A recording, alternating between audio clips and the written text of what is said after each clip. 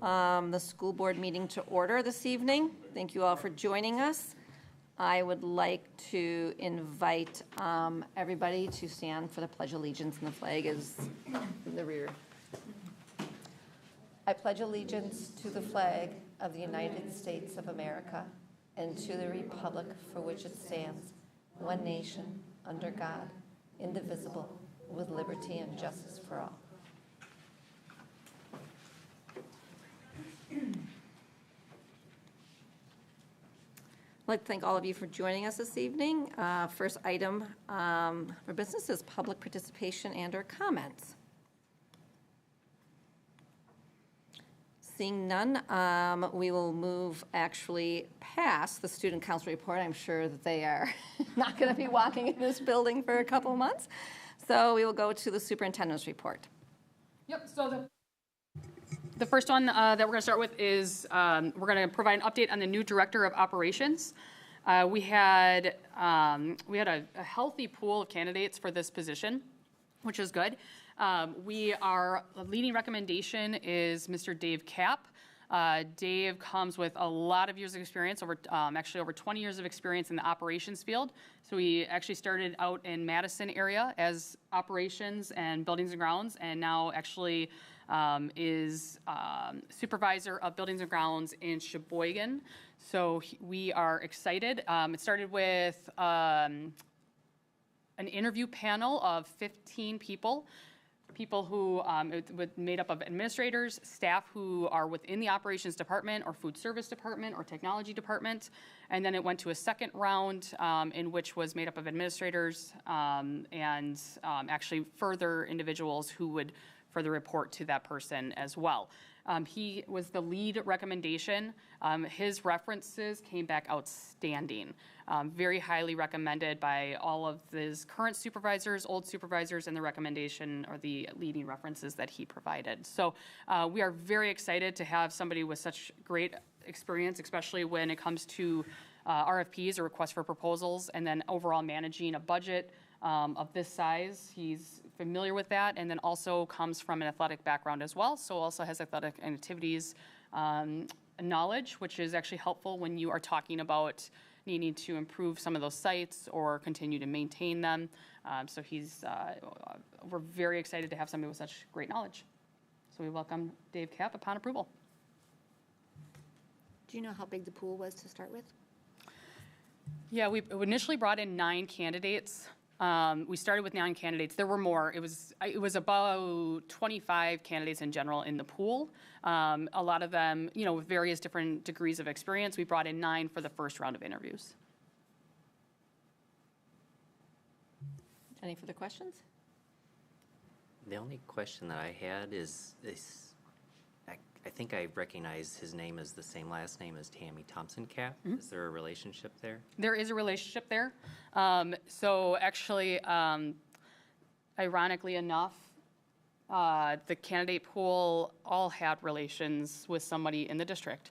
So it's the final 4 that we brought forward all were related of some nature. However, Tammy was not part of those interviews. And either was Shelley, because she also had somebody who she was related to in those candidate pools as well.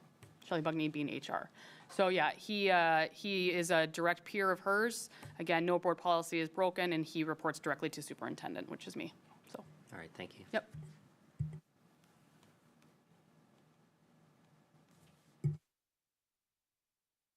All right. Second one is Saukville Elementary Principal position. Just an update. We will be coming with a recommendation of a candidate. We're still in negotiations with that. There is a lead recommendation out there. But again, we will not disclose the name at this time, but was a favored from multiple, again, interview panels as well for that one. Just want to let everybody know that if negotiations if we can come to a negotiated salary and benefits, that recommendation would be on the next board meeting, which is in July. If we can squeeze it in on a different one that we're all together, we might do that just so that we can get a contract going before July. Actually, before or after July. But yeah, it was, again, another very strong candidate pool, actually. We had over 30 applicants for that position. We brought in to the first interview panel. The first interview panel actually that was conducted, we had a number of staff, parents, again, administrators part of that interview panel. They brought forward 4 individuals to a second round, and then that was narrowed down to 2 candidates, which were brought forward to the third and final round, which has just occurred on Friday. Okay. Any questions there? I have a question. Did you interview anybody who has not had administrative experience but does have the license? All of the candidates, because it was such a strong candidate pool, the first round that we even brought in, everybody had some form of administrative experience. So we did bring forward administrators. That's been the same process we followed with all the other interviews, so we kept that the same for this round. Okay. Yeah. I would just encourage that sometimes it's not always the administrators who jump from district to district. Sometimes if you reach into a pool, there are strong candidates who have been teachers but not administrators. Yep, absolutely. Okay. All right, third one, I'm going to actually bring up a presentation. And we'll quickly go over it. I won't take too much time. The next topic is related to, obviously, health insurance. So we have had multiple meetings. A virtual one is sorry. Brian, it's present my screen, display 2 or Lighthouse? Both. Thank you. I always forget. All right, so we actually, we are changing health insurance providers again this year. This is the third year in a row, mainly because Humana no longer is offering group health insurance for employers. So we actually ended up having to go, which we do anyways every year, we go to bid for health insurance. This year, United Healthcare, UMR, was the leading recommendation. They did come back with a proposal for fully insured, which means essentially they offer us lump sum cost. This is how much your health insurance, based on your historical practices and your data that we do have. They give us a cost that says, hypothetically, it could cost $6.6 million, and that's what we believe that the cost will be for your health insurance. We ultimately, then that's fully insured. We pay them that every month, regardless if we use it or not. Self-insured is another proposal that they provided, and it was very advantageous for us based on the data, last 5-year trend data that we have in the district. We are doing very well in health insurance. Our dental is already self-insured or self-funded insured, but we still work with a provider. It just means that financially we will be funding through United Healthcare. They will send us the bill, and we end up paying it directly. This year, for example, actually, with the amount of money that we have through Humana, again, we were fully insured. That lump sum went towards Humana, about $6.6 million. If we totaled all the claims this year, we're at about 5.5. So we would have definitely saved the district quite a bit of money if we had been self-funded this last year. Again, data was not showing it was still too risky to do that. So ultimately, we are going to be moving to self-funded because our data is trending in the positive way. One thing that we do offer and we do have in place is a stop loss. So again, that means that if one person, because we do realize health insurance, there's risk there. But to navigate and mitigate the risk, we end up doing stop losses, which means if somebody goes above $100,000, then the secondary insurance kicks in and covers the rest of that $100,000 above $100,000. You pay for that. It's part of the self-funded. I'm very familiar with self-funded. I've got some experience working with self-funded programs. There's a lot of flexibility that's offered with self-funded, which is kind of nice for our staff.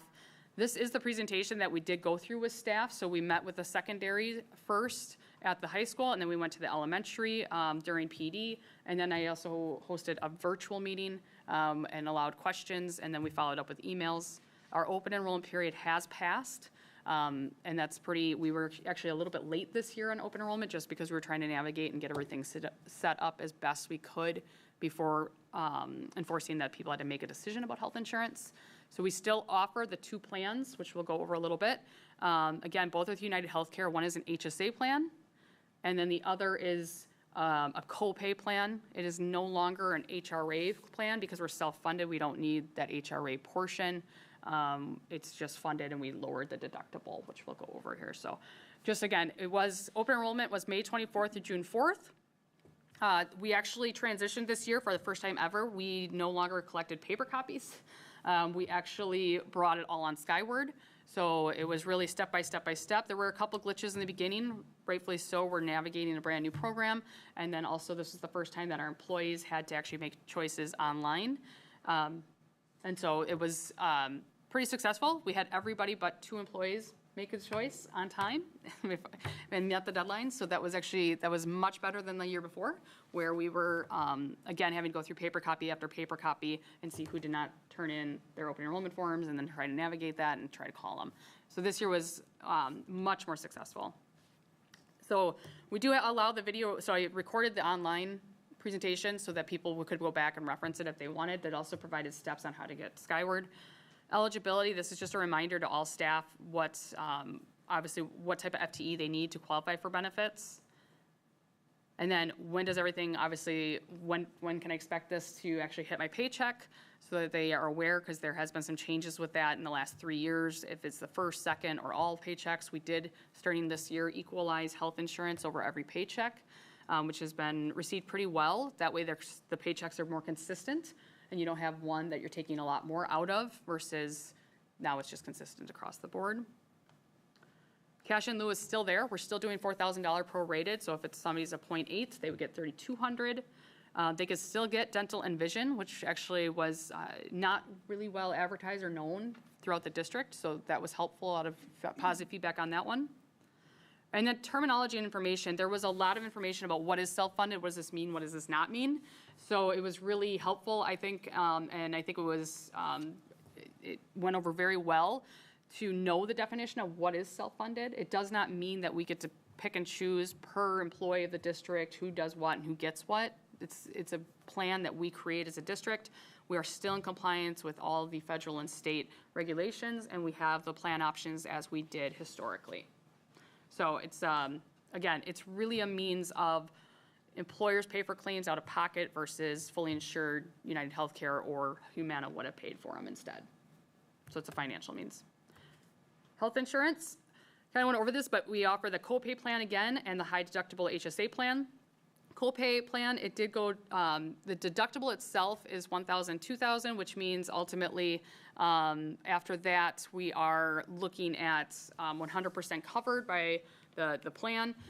That is no longer needing any of our employees to go through DBS to make the claims, which is a huge benefit. We had a lot of trouble with that. So again, with the HRA plan that we used to have, the deductible would have been $1,000, $2,000, but they would have had to make claims through DBS, and DBS would have to pay those. And what ended up happening a lot of time is our employees would have to wait for DBS to pay towards that deductible, and then we, as an employee, would pay, and then we'd have to wait for a check to be returned to that. It got really messy. So that no longer is anything that our employees have to worry about. That, I think, was met with some applause, actually, when we presented, which was great. And then the high deductible HSA plan, HSA will need to be open through Port Washington State Bank, just like it was last year. And then the district is putting some money into the HSA plan to get it started. No FSA available on the high deductible plan. The list of providers, we are still allowing, and we still set up the plan to provide the same providers we did when we were with WA Trust and Humana. So it is not a closed network, it is an open network. Again, because we recognize that we have the benefit of being in an area that has options for healthcare. So we did open that and welcome that, so you can see some of the main ones that a lot of people end up using around here are still part of the plan. We're not closing that. These are just all I'm not going to open all of them, but again, they are all the details, hundreds of pages of details for prescriptions, all of that stuff, the general documents of United Healthcare and what that all means and how to provide different access to different things. And then obviously the cost. So this did not change. So we are actually having a 0% increase to health insurance this year, which is really helpful for our employees. The only thing that changed a little bit was that deductible or the contribution to the HSA / the copay is no longer going through DBS. So that was, again, that was a really nice benefit to going with the self-funded insurance this year, is there's a 0% increase. decision time. So again, making it more accessible so they can make their plan at home, and anything that comes up, they had my cell phone number so they could call or text. I did get a lot of texts, a lot of emails just with basic questions, and it went over very well. Vision insurance. So we were with Humana, so that also had to change. So that is now with Delta Vision. We are with Delta Dental, so it actually worked out really nicely. And it's a slight decrease. It went down a little bit per month for the cost of that for the employees. So we actually saved a little bit of money on the vision insurance. And then that's the plan details. And then obviously dental insurance stayed the same. This one did go up about 4 cents. So it's, again, this is self-funded through Delta Dental. That's not changed. That's the same plan we've had for years. And that is really it as far as the health insurance goes. Any questions? Just a question on the stop loss coverage. So what if we end up just having several people that hit that? How is that going to affect our finances? Yeah, so ultimately, I mean, and again, we plan for kind of worst case scenario. Right now, we're very conservative with the stop loss coverage. We've not in the history had that many people even hit that amount. So the most we've had is 13, and we plan for 15. So I do believe that health insurance actually will see if it's trending in the way that we are projecting it to trend. If it does go over, obviously we do have to pay for that, obviously to an extent. We do have a max stop loss then, as well as almost like a third insurance that says, okay, if it goes over 1.5 million, then ultimately, then a third insurance kicks in as well. But usually, I don't anticipate hitting that based on even 10 years of data. Yeah. Good question, though. So I have a question about the out-of-pocket cost for a family, if I correctly did the math quickly on this, is going to be about $6,000 if they meet the highest amount of deductible, and then the insurance, and for salaried employees, to correct that. Okay, so there are deductibles, and then there's out-of-pocket max. Deductible right now for high deductible plan is $3,000, $6,000. So that's the deductible. What's on I was looking at the copay. Okay, copay is $1,000, $2,000. So 2,000 would be, that's not the out-of-pocket max? No, so with the copay plan, $1,000, $2,000 is actually, that's their deductible. However, the way that our plan is set up is it's actually you meet your deductible, and then we have a unique plan here, and we are pretty generous that way, that after you meet your deductible, you're covered 100%, not 80%, which a lot of plans have. And that's when you would meet that maximum out of pocket, which is $5,000, $10,000.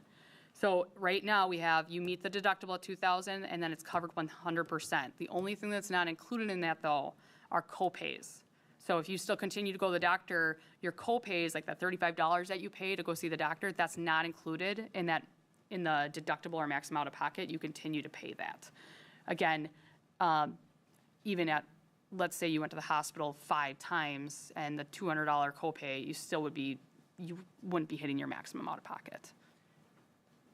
I just have a concern about when we look at out-of-pocket like that, and obviously I feel like this is looking okay, but one thing that I think needs to be considered, when you have a chronic disease and you see multiple doctors multiple times, probably once a month, maybe even twice a month, that out-of-pocket, because of that, like what seems to be a small deductible, $35, or, copay, I'm sorry to misuse the terms, but acknowledgement that copay can far exceed with multiple visits per month what we feel like sounds like an out-of-pocket for the employee.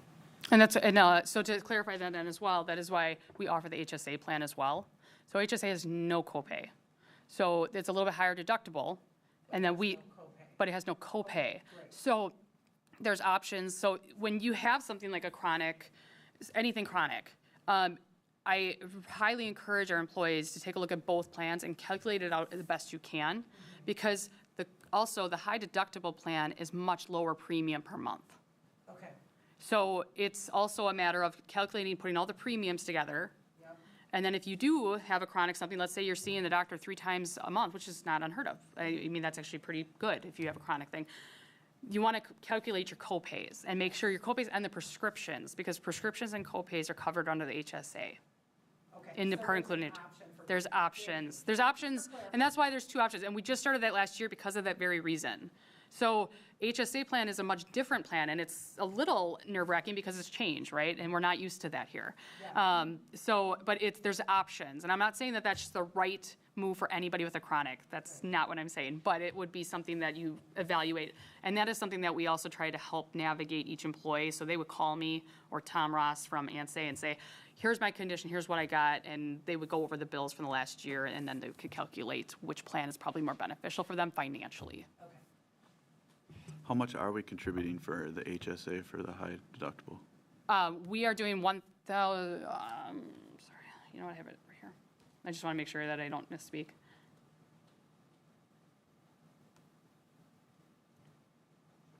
Sorry, 1,000, 2,000, because it changed from last year. We were doing 750, 1,500. We went from that to 1,000, 2,000.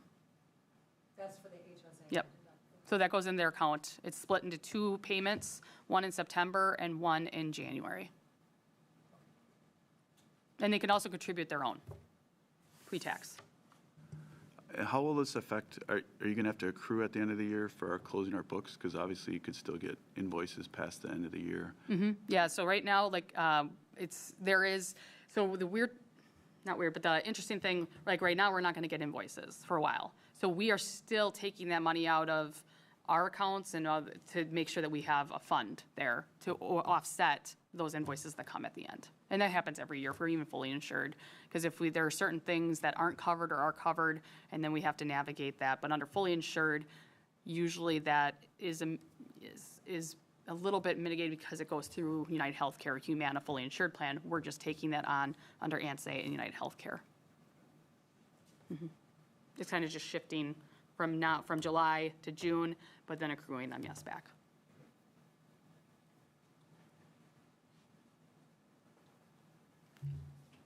Any other questions? Okay, thank you. Next up is consent. Are you done with your superintendent's report? Anything else? No, then- Okay, if there is anything else. Consent agenda as attached to our documents. If there's any questions, anything needs to be pulled from it, anything you have, just let me know. If not, I'll take a motion button. I'll make a motion to approve consent agenda A, B, and C, pulling schedule of bills 6.1. There's a motion by Danielle and second by Sarah. We'll do a roll call vote. I'll start with Karen. Aye. Danielle. Aye. Kirsten. Aye. Doug. Aye. Sarah. Aye. Brian. Aye. Chair votes aye. Motion passes. And we will need a second motion for A, B, and C, right? For 6.1. For 6.1. I'll make a motion to approve 6.1 from consent. I'll second. Motion by Sarah, second by Brian. Karen. Aye. Danielle. Abstain. Kirsten. Doug. Aye. Sarah. Aye. Brian. Aye. Chair votes aye. Thank you very much. Next up, we'll have unfinished business, report on the executive committee. I'll hand it over to Karen. The executive committee met on Monday, May 22nd. The committee selected Karen Kranz, myself, as the chairperson, and Brenda Fritsch as the vice chairperson. We reviewed and updated the list of board agenda topics by month for the 2023-24 school year, and established board retreats and workshops for that year as well, with a school finance workshop in October, a workshop on literacy still to be determined on timing, and a board retreat on goal setting after the completion of the district's strategic planning process. And that was it. Thank you very much. Next up is second readings and a number of policies, and I will hand it over to Danielle. Yep. Yvonne, I don't know who's are you the chair of that? Yvonne. Oh, that's what I thought, but she's not there, so. Okay. So we had a handful, and these are all the second and final readings. So we have the second and final reading of student non-discrimination and equal education opportunities. We have the second and final reading of revised board policy, non-discrimination in district programs, activities, and operations. Second and final reading of deletion of school board policies about statement of non-discriminatory practice. Second and final reading of equal opportunity employment and non-discrimination. Second and final reading of new board policy, harassment based on legally protected status. And second and final reading of deletion of school board policy, sexual and other forms of harassment. So I'll start by opening it up to questions. Just to clarify, the federal government is mandating that we make these changes, right? And kind of telling us that. Yeah, is, What? It's mostly driven by state statute. State statute? Okay, I just want to make sure that, and then these satisfy those statutes, correct? Through WASB. Yep, okay, Yep, that's where they came from. all right, thank you.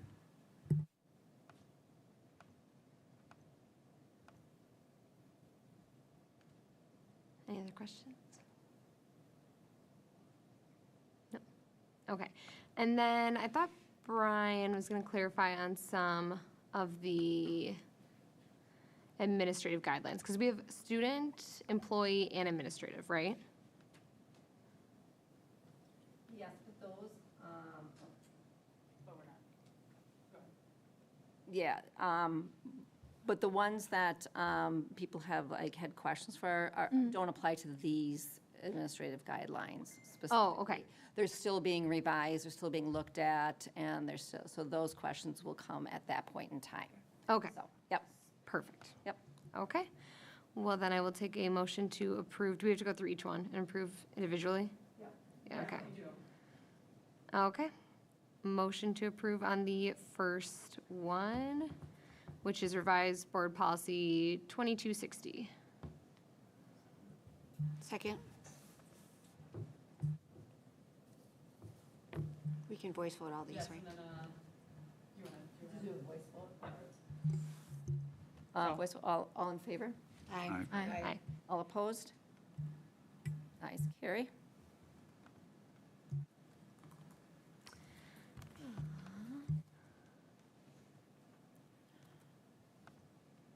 Sorry. Then we need a motion for the board policy 2020-60.01, non-discrimination in district programs, activities, and operations for a second and final reading. I move to approve the second and final reading of revised board policy 2260.01 as presented. I'll second that. Kirsten and then Karen. All in favor? Aye. Aye. All opposed? Ayes, carry. I'll make a motion to approve second and final reading deletion of school board policies 3122 and 4122 statement of non-discrimination practice. Second. All in favor? Aye. All opposed? E, which is second and final reading of revised policies 312201 and 412201, equal opportunity employment and non-discrimination. I'll make a motion to approve the second and final reading of revised board policies 312201 and 412201, equal opportunity employment and non-discrimination, formerly equal opportunity employment. Second. All in favor? Aye. Aye. All opposed? Ayes, carry. I'll make a motion to approve second and final reading of new board policies 312201, 02 and 412202, harassment based on a legally protected status. Second. All in favor? Aye. All opposed? Ayes, carry. And final one. I'll make a motion to approve the second and final reading of deletion of school board policies 3362 and 4362, sexual and other forms of harassment. Second. All in favor? Aye. All opposed? Ayes carry. Thank you very much. Moved on to any administrative reports, just by committees. I know we're wrapping up the school year, so I'm thinking that there's probably none right now. Upcoming board dates are in our board update throughout the summertime months. And then that wraps up our meeting for this evening, so I will ask for an adjournment. I'll make a motion to adjourn. Second. Thank you. All in favor? Aye. Aye. Thank you for joining us this evening.